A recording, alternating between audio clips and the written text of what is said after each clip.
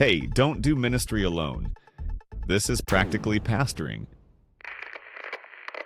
Well, welcome back. It turns out that not all of us are as responsible as we should be all the time. That's okay. This is the Practically Pastoring Podcast. I'm Andrew here with Tim in beautiful Safety Harbor, Florida. In Baltimore, Jeffrey Simpson is holding it down. Hey, everybody. I'm the irresponsible one. And Dell, who's probably the most responsible of all of us, is just chilling in Sumter, South Carolina. The responsible adjacent. Responsible adjacent. Nice. We will take that. Listen, we are jumping into a question that I think has real implications for each and every one of us. So we're just going to dive right in. Here's the question that we got in our Facebook group a couple weeks ago. It says, sitting here realizing I may be a lot later to the retirement conversation than I should be. I'm in my early 40s, married, kids, been at the same non-denominational church about 10 years. Church is healthy now, but when I got here, it was a very different story, and retirement planning just never really got talked about. I also opted out of Social Security in my 20s, so I'm starting to realize I need to understand what I should be doing, what my church should be doing, and what help or resources I need to start tapping into. So what are you all doing for retirement? Is your church contributing or helping in some way? What do you wish someone had told you earlier? And where did you start getting a real plan in place? Look, this is a story that we hear a lot. Andrew should probably say legally we are not giving financial advice. Yes, we are. None of us are. You are taking financial advice from us. You are in big trouble. I just dropped my phone. That's how irresponsible I am. There is no denominational safety net for this person posting. One of the conversations that we just had offline was, thank goodness for denominational safety nets. Opting out of Social Security, I think, complicates things, but we haven't gone around the horn to discuss this. But I know when I was 22 being licensed by a church for the first time who just didn't want to pay me more, they encouraged me to opt out of Social Security. So that was, I was an idiot. And I was like, heck yeah, I want 7% more money. And so we need a plan for personal discipline, but also church responsibility. So what are you guys doing? Tim, jump in. Yeah. Thankfully, I have had the denominational safety net for the last 11 years. And that's huge. It's huge. It was part of me becoming a pastor at Lakeview in our previous denomination, the one that we're currently exiting. It was First of all, it's not your previous denomination until July 1st. Well, we have submitted the letter. They will be accepting said letter. Well, just that I want him to still be my sister church. All right, fine. We're currently still in the same denomination. Andrew and I, we don't share a retirement plan, but we kind of do. We have the same exact plan. We do. It's a beautiful We don't thing. Pool it, but we also kind of pool it together. We do kind of pool it together. With a bunch of other people. So we have some safety net there. There's a percentage of my salary that must be paid toward retirement per the denomination. So they have a requirement that is for each church. There's a sheet that we fill out every year. Yep. Here's how much you are required to give to this because of the rate of pay for your pastor. Then I get an annual statement every year from the denomination that says exactly how much I have in the account. And then it tells me if I were to retire now, here's what your monthly payout would be. If you were to retire now, or if you were to leave the denomination. Exactly. So you still get that monthly payout. Not until I turn 66 and a half or whatever. 62 is when you can take it. Well, but yeah. You don't want to take that early, right? For if you're leaving early, you almost do, because then it's not your main chunk. So I get annual statement every year that says, here's how much you have in there. Here's how much you'll get paid per month when you retire. Here's how much you paid per month. And it is a full-on pension. It's a pension. That's saying if you contribute not a single dollar more, this is what you'll get. And then there's another part that says if you contribute, this amount every single year for the next X amount of years, then you'll receive this amount per month. So I know exactly what I'm going to be getting from this come, 30 years from now. Ish. But this is a pertinent question for me because now that we are leaving said denomination, I now have to figure out, okay, well then what's my retirement going to be? So Andrew and I, we've had numerous conversations offline. I have gone to my elders. They are all aware of the situation. So we've been doing some research together. I've got some financially wise guys on the board who are in the process of giving me advice and helping me set up accounts and letting me know this is what that's going to look like. We'll contribute the exact same amount as before, but it'll just go to a new place instead of the old one. So that's kind of where I'm at with Lake. So you're going from pension to 403b? Potentially. I thought the plan was Aaron get drafted by the Bucks. Well, first of all, Jags. Either one. You're right. I am making a Savannah Bananas. Drafted by the Bucks, big trade to the Jags for a big signing bonus. There you go. I told him I want some NIL money because I got to pay back for all this training. That's so true. There I it gotta is. start somewhere. That might be more realistic. That I actually mean, could for real be a thing. He's an undersized white kid. That's what I'm saying. Like, Yeah. So get some NIL. Yeah. Yeah. be helpful. Yeah. Be helpful. You can, Now There's this I definitely know a brand out there nothing looking. about. Okay. yeah. 100%. He's a handsome kid. It could work. Looks like his daddy. Mm. He kind of does. Yeah. So Anyway. that's where we're at, Andrew. I was gonna say, I mean, I can jump in. The outline has me going last, but I'll jump in. Why not? I got nothing know to the most say, about so. this, Larson. You Yeah. are always thinking in this way. I'm not. Just always- look I at have- him. I have. I He's a doctor, guys. I do look like an accountant. He has a Swiss watch on right now. Like, it is sick. And he brings up real estate in every conversation. That is so true. Let me tell you, my real estate is a Here huge it part is. of my retirement planning because we have a guest Same. house on our property that my parents live in, and at some point they will die, and then I will have a Jeez. home for rent in Clearwater, Florida, which will be a Mhm. wonderful, wonderful thing. But between now and then, I'm in the same denominational plan that Tim is in. It is a pension plan, Mhm. which I have leaned more into understanding that when the churches closest to you theologically and methodologically are leaving the denomination, you start to wonder, okay, how long am I here? Sure. What does that look like? And so I feel way more confident in the pension plan than I did even 2 or 3 years ago. Kind of my understanding of that, in that at one point I was convinced that I had to stay for 26 years to really reap the benefits of that. And now I understand that that's really not the case at all. It's once you hit 5 or 6 years, you're fully vested in the plan, and then you are guaranteed X percentage based on the quarters that you put in when you touch retirement, whatever age that might be. So you can take it at 62, which is nice because if you take it at 62, then you are no longer contributing that 10 or 11%. So you get the raise from the church and you get that money coming in early. That's So a nice little double dip. So according to a conversation I've had recently with ChatGPT, if you think you're going to live beyond 88, you should wait until 65. If you don't think you're going to live to 88, you should take it at 62. Done. 62. Got it. That's one little tidbit there. I also have a 403b through my job at Liberty University, which is really nice. That was Speaking of double dipping, made available to me when I started to teach, and I thought this is kind of going to be bonus fund money anyway, and so let's contribute the max amount that I'm allowed to. And so I've got a 403b with that. And the other part of that job that's really nice is because that is not clergy pay, opting out of Social Security does not impact that at all. And so I get Social Security from that job. So assuming I Hey. keep doing that until my retirement, I will have a 403b, a pension, and Social Security, which all amounts to, I did not plan for this. I got really lucky and kind of backdoored into, it looks like I planned something very carefully, and really God's blessing and sovereignty has just been all over it, because Social Security is kind of a tricky thing. It's based on your 40 highest consecutive quarters. And so it just so happens that in the time of my life when I'm earning more money is when I am contributing most to that. So that's going to work out well, I hope. so our new retirement plan is just come live with you. Yes. Guys, are you we're here? gonna That have sounds good to me. We're going to have a group home for pastors. Got it. And we'll Thank float, you. Tiny group float around home. the pool. Yes, a tiny group home, and it'll be wonderful. So one of the things that really got me thinking about this recently, I was at my barbershop and there was a lady there who had just become a U.S. citizen. She had moved from Canada in the 80s and had been a legal resident this whole time, just became a citizen. And one of the other guys in the barbershop said to her, how does that impact you and your medical care? Do you get Medicaid or Medicare? How does that work? And she said, yeah, as a legal resident, I've been paying into it the same way a citizen has. I just haven't been able to vote. And so I started to think, hey, how does that work for pastors? And that's something that if you are listening to this podcast, if you have opted out of Social Security, please look into whether or not you are eligible for that.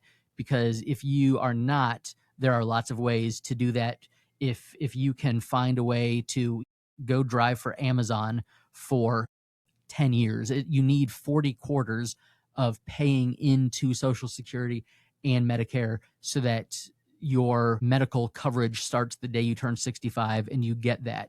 So if you or your wife have not been contributing to Social Security for 40 quarters, you need to figure out how to make that happen, because otherwise you are going to hit that magical number, and then whatever retirement money you have saved through your denominational pension or through a 403b, way more of that is going to have to start going towards paying for medical care. The older you get, the more expensive your medical bills become if you have not contributed to 40 quarters of social security and Medicare. This is why he is all right, Dr. guys, Larson, guys. I got to go Yes. make a couple phone calls, guys. See ya. That was like a huge light bulb moment. And also you can go to the Social Security page and check your eligibility. And if you were working at a grocery store or at the mall or whatever when you were 16, those count towards your quarters. It's a tiny bit of money you need to have contributed for those quarters, but you need 40 quarters, period. So your Social Security withdrawal is based on your 40 highest consecutive quarters. Medicare eligibility is based on have you accrued 40 quarters, period. Tim is literally checking his right now. Can I do it live? It's not a difficult thing to do. Dale, what you got? Yes, I have no faith in Social Security and the future of medical being paid for if you follow the numbers. So that doesn't mean I've never paid into it. But I will say that when it comes to retirement, first of all, to the guy, if you're in your 40s, you can still do this, man. Like, don't give up hope. I think, right, it's really easy to just be like go into the depression spiral. The best time to plant a tree is 20 years ago. The second best time is now. Is now. Same time. So if you didn't start at 20, that sucks. I'm sorry. However, none of you us could start start at 20. now. You can still get started now. And the good news is generally you are at your peak of money making in your mid 40s of your life, generally speaking. So you're in a good place, hopefully, to be able to start doing this. I know for me, I was Baptist until, I'm at my church now. So we had Guidestone. I put in the maximum amount every year. So that's going to be, doing what it's going to do. Now that I'm not, I don't. So I had to look and say, how can I future-proof my family? Because I don't just think about retirement. I also think, what if I die tomorrow? Because I feel like those are kind of together. So what I do is I have a couple pronged approach. My first goal, which we met at the beginning of last year, was to pay off our house. So that way, if something happens to me, my wife and kids are not going to be put out on their tails. So we live like nobody. Like, we didn't go on vacations the first eight years of marriage, right? We really, when we paid off our house, the banker asked us, what's the first thing you're going to do? I said, I'm going to buy pants. Like, seriously, my pants had, like, I'm not kidding. My pants had holes in them. Yeah, it was that was a whole experience. If you go in there and write down on their little piece of paper, yes, if you go in there and write down their little piece of paper when you sign in, and they're like, what do you want to do? If you write down pay off house, they don't know what to do with that because people don't do that. But I'm going to tell you what, the reason I did that was because I knew I was going to have an extra $2,000 a month. All right. Now that goes a long way for us. That was back when interest was 2.25. Story's different now, but now I'm able to take that money and we're able to put it aside. We got a similar system as Andrew. I've got a spare small dwelling in my backyard. Right now, I just use it as a studio, but it's fixed up. When the kids move out, we will probably rent that to an airman because we're close to Air Force Base here in Sumter. And we're currently saving up to purchase another house, hopefully, definitely not hopefully, but in the area. So that way, whenever we get to that time, we could purchase the house in cash, hopefully. And that way, when you're getting rent in, that's substantial money. If you're purchasing it in cash, you'll feel it a little bit on the front end, but you're going to have the consistent income on the back end. So like I said, we do have stuff in Social Security. I do have my Guidestone, but I've always been more trusting in what my own hands can provide. I think it's probably just the way that my dad raised me. So we're taking those steps, trying to get into some land, made sure we get out of all our debt, paid off all our cars and our house. If you're in your 40s and you can get your house and your cars paid off, you will be surprised what you can do as far as investing into your future when you're not just giving it away in interest now. You actually make more, you give yourself a raise. I gave myself a $10,000 a year raise just by paying off my house. That was just an interest. That's not the payments. So I can't speak highly enough of that. But yeah, that's some of the things we've done. And like I said, I don't just try to prep for retirement. Like, I'm fully aware I could die tomorrow. And I need to make sure my family's taken care of right now while we're focusing on being retired. I think this is such a huge thing because there's, Del, like you said, you could die absolutely tomorrow. You could get hit by a bus. You could have the big heart attack. You don't know. So I think life insurance also needs to be a huge part of that conversation. I have an online life insurance. I think I should have a little magic little code to give out. It's called Ladder Life Insurance. The whole thing took maybe an hour to set up for. I recently got a quote from State Farm, and mine is way cheaper than even the State Farm one would have been, paying all up front. And I got it 50 plus pounds ago. I'd be way cheaper if I. Andrew, it worked. I'm looking at my retirement benefit now. Tim signed in the amount. We started talking. I already see what I will be getting when I turn 62, 67, or 70. Yeah. So he was able to log in to it to see if he's met his eligibility for Medicare and all that stuff. So, and that was from most of that's from a part-time job that you had at a little Christian school here in town. That, and I also own my own business. Well, yeah. So if you're paying into it, so it is a huge thing. I think learn where you are. That's the first important step, is find out where you are. Go to the Social Security page. Self-employment income was whether or not or if you're opted out of it. I get that there are so many different things that you could be checking out of, but make sure that you know where you are. Make sure your spouse knows where you are. Make sure your spouse knows where the insurance information is. And that's the first step, is to find out where you are. And then there are so many good resources, especially for pastors out there. Andrew, you are my resource. You just did this for me. You've helped so many of us. I try. How can we repay you? I mean, you could give me some of your money every month once you turn 67. You're going to have more than all of us. Oh, there you go. He for sure will. I don't own my house outright, Dale. You do. That's true. Jeff, anything you want to add as a denominational person? Well, I would just add, don't be like me. And I mean, if I'm totally honest, and maybe there's other guys in my situation, like the beginning of this question was literally me. I feel like future me wrote this, because I've been here 9 years now. When I got here, it was very, very, very small. Now we're still pretty tiny, but we tripled in size. So, it's a conversation that I can have now with the treasurer. We didn't have any of that when I got here. And I literally just don't have any idea. It's not that I don't want to know. It's not on my radar. It's not something I'm prone to think about, but it's definitely something I need to think about. And so that's an area of weakness for me. So if you're out there and you're like me, I mean, I think what Andrew just said is the biggest thing, is just figure out where am I at right now.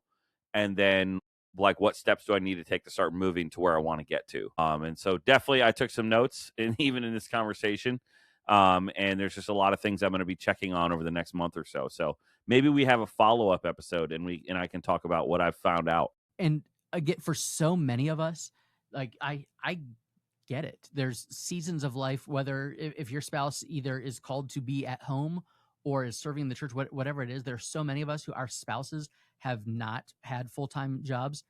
And if you have opted out of Social Security, you need 40 quarters of paying into it to be eligible for Medicare when you hit 65. So, and look, if the Social Security money doesn't come through for me, it's not going to be the end of the world. It's not a huge amount, but the Medicare, I'm a few years older than you guys. I can't imagine that 20 years from now, that's going to evaporate. And the fact that that expense is not going to be hanging over my head is huge. And also the fact that I know now that is taken care of in the future is a huge relief. So it's kind of like paying your taxes, where you dread doing it, and then you spend those couple hours like, I'm getting $1,300 back. Sweet. That's awesome. It's one of those things where you don't want to look at the realities of the financial situation. And then when you're done, you feel so much better about it.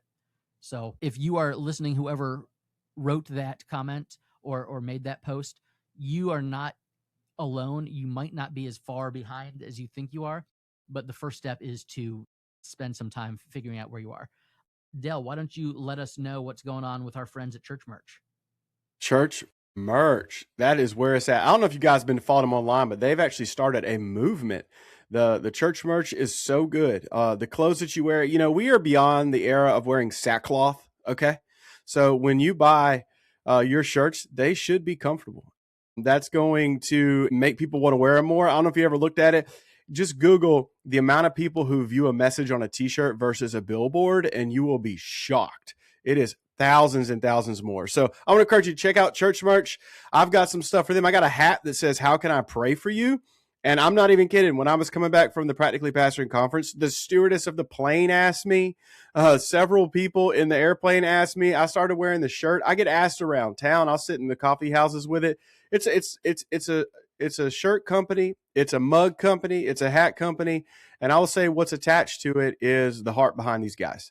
So I just want to encourage you, check out Church Merch. Our buddy Ryan over there, he will take really good care of you. He's taking really good care of us to our faces and on our backs. So thank you guys. And we know we'll be visiting you again soon. All right, fellas, real quick, we're going to hit this question.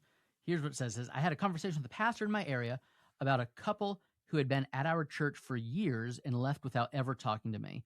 They started attending his church, and he asked me for some background on them. I shared some past issues we'd had, but made it clear they were in good standing. The only unresolved thing was that they left without a conversation. He asked if I wanted him to speak to them and have them meet with me. I told him no, that I would just keep reaching out to them myself. I just found out that he immediately called them, told them I had issues with them, and said they needed to meet with me to close the door on their relationship with our church. Do I confront him for betraying my trust? And if so, how would you approach that conversation? Timmy, what you got? Well, I know this was me and you. You told me about this, so that's fine. Look, I'm probably not going to get too upset over it. If he made the call, he made the call. If they want to chat, they want to chat. Don't lose any sleep over this. This kind of stuff happens. Like I don't really want to go too deep into this. I feel like have the conversation. Now you're going to have to, because he made that call. You can clarify, hey, I'm not upset with you. Like I'm totally cool. I just want to know, what's going on. Why? I just miss you. I love you. That's it. Like be a pastor, whether or not you're still their pastor. Okay. But just be a pastor, love them. You can have a conversation with that pastor and be like, dude, that wasn't cool. Didn't I just tell you we were in good standing? I would absolutely have no problem telling that to Andrew, which apparently I now need to after we get off this call. It wasn't me, Tim. That's how I'm handling that. I'm not losing any sleep over it. I wouldn't stress out over it. I would just be as pastoral as humanly possible. And then I would also have a follow-up with the pastor, like I'm going to soon. It wasn't me. I want to be on the call with that. No, I'm kind of with Tim, man. And I think this is one of those things, the longer you're in ministry, I don't know if you become desensitized to it or if you've experienced worse things. But one of the sayings we have is buckets of grace. Like, give grace where you can. Except for grace of God, I'd be doing the same thing. I hope I wouldn't, but you just never know. So I wouldn't lose sleep over it. I would communicate. You don't want to give ammunition. You know what I'm saying? You don't want to give fuel to the fire. But I would just be available. Let them know you're available. Sometimes if it's something that needs to be communicated even more clearly. So I've gone as far as to write a note. Hey, just want you to know this is kind of where I'm at. And it comes across real nice. And the good thing about a note, you could think about it. You could be sincere. And then on top of that, they can't interrupt a note. So, and if that's the last conversation they're going to have with you, wow, when you write a note, it gets to be on extremely graceful terms. And that's what they're going to have left to deal with. And what they want to do with that's on them. So that's kind of my 2 cents with it. You can't argue with a note, and you also, you can't interrupt a note. You also can't argue with it because it's one-sided. And I think, Dale, you're right. Just dump it full of grace. Hey, we love you. We want to bless you guys on your ways. We are so excited for, X church that you're now at, and for the blessing that you are going to be for their congregation. Pastor so-and-so is a great guy, and I think that God is going to do amazing things through the church, and that you are going to be blessed, and the church is going to be blessed to have you, is how that goes. One thing that I have experienced, and I think one of the things that I'm most thankful for about the season that God has allowed me to spend, it's been 9+ years that I've been here at Safety Harbor. I spent the first 15 years of my vocational ministry career in like big, cool churches. And when someone would leave one of the big, cool churches, it was I am, why would you ever leave us? We have everything there possibly is to offer here. What do you mean you've gone to the church down the street that is equally big and equally cool as us? And now, after being in a little uncool church, I get it. There are seasons of life that change. There are times that, people wanted the little church for a while, and now they want the big church with Awana or Grief Share or Celebrate Recovery or whatever that one ministry is that other church has that you don't have. And so it's no longer a clutch your pearls moment for me if somebody leaves, and it is realizing, look, I'm not competing with the church down the street. Like I preach standing up, and if you want a preacher that sits down, you're going to go to Andrew Larson's church. That's just how it is. I've lost so many people. And if somebody were to leave Safety Harbor and go to Lakeview, I'd be like, yeah, do you know what? Like I get it. There's some different programming there.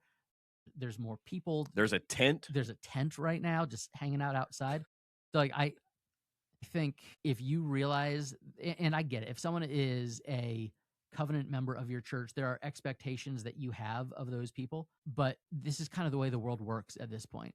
The New Testament is an important way to guide us in how we do this. But when Paul wrote so much about what he did about church membership, and he didn't actually come out and say like church membership in that way, there was one church in town. They couldn't go to the church down the street the way that they could now. I think we need to hold our people with open hands, and we need to be grateful that we are not in competition with the other churches down the street. And also give this other pastor the benefit of the doubt. Maybe he genuinely misunderstood you. Sure. If you go through life assuming that this guy did this thing just to, I don't know, make you seem like the angry, betrayed pastor to keep people there, you're going to be suspicious of him for forever. And maybe God's got you guys in town doing ministry together for the next 20 years. Andrew, you could have just asked for clarification before. It wasn't me. You don't want to go through life suspicious of the people that God has called you to be a co-laborer with. And if this couple's intentions had any malice, or if this pastor's intentions had any malice, then that's between them and God. Your job is to be full of grace and to love people well while they're in your church. And if they leave your church, to support them well, to be in a church that is faithful, a church that is orthodox, and a church that is going to set them and their family up to love Jesus and follow him more closely. Yeah, there's also some responsibility for you as a pastor or an elder. At Lakeview, we do what's called monthly member check-in. So every month I expect all of our elders to check in with their care group at least one time. Hey, how are you doing? How can we be praying for you? And typically if something's coming up, like we're going to hear about it before they're gone. But recently we had a situation where, someone had unsubscribed to all of our emails, and it was like, we got the notification. It was like, we don't want any more communication from Lakeview. And I was like, oh, that's a covenant member. So I immediately, we reached out to, I looked up who's their elder that reaches out to them and said, hey, can you please reach out to this family? Just make sure everything's okay. Maybe they accidentally hit the unsubscribe button. I don't know, but it came across as, please don't contact us anymore. I'm like, oh, you're a covenant member. Is everything okay? So there should still be some contact on your part to check in with your members to make sure everything's okay. And like, I know this one is uncomfortable. If you're okay with doing an exit interview, please do it. If it's very uncomfortable for you, find an elder or a leader in your church. I promise you, someone would actually really enjoy having a conversation and saying, how can we grow as a church? Where did we maybe miss the mark a little bit? Look, are there some areas? We're not trying to get you back. We get that you are at a new church and that God has you there. If our kids ministry check-in was the reason you're not coming back, tell us. Yeah, we want to get our kids ministry check-in figured out. We want to improve that area. So we at Lakeview have done this numerous times over the years, especially when we were early in our revitalization process, when we were losing people left and right. We were doing a lot of exit interviews and just learning as much as we can. I will say this. Cell phone cross. People did not like it. We did lose a family over that. It's painful. Like some of those conversations are because you're like, oh, I thought it. And it's not painful for the elders. They're basically like HR, and they're like, yeah, it was the preaching. Every now and then you'll get that, and you're like, okay, like we're not going to be able to meet that need. Yeah. That's over the top. But then sometimes it's like, I came to church for like 4 weeks in a row, and not a single person said hello to me. Like, okay, that's not okay. Like we should, like that's happened before. That should not happen. So there are things you can learn from, as painful as it might be. Hey, we are so glad you have tuned in. If you have not joined the conversation over in our Facebook group. We are pushing 1,300 pastors. Wow. Who we push them? We're not. You are such a bully. The membership number is pushing 1,300, Sheesh. and the vast majority of us are in this life stage. I think 90% of the people in our group are between 35 and 45 years of age. They don't all have their retirement figured out. They don't like have you their do. retirement figured out, Dr. Larson. But this is a place where you can have this conversation. You should see the comments under that post in the Facebook group, the number of resources that have been suggested, because we are all kind of figuring this whole thing out together. So we would love for you to be a part of those conversations. Join our Facebook group. And thank you for checking out the Practically Pastoring podcast. We will see you next time. See you guys. Have a good one.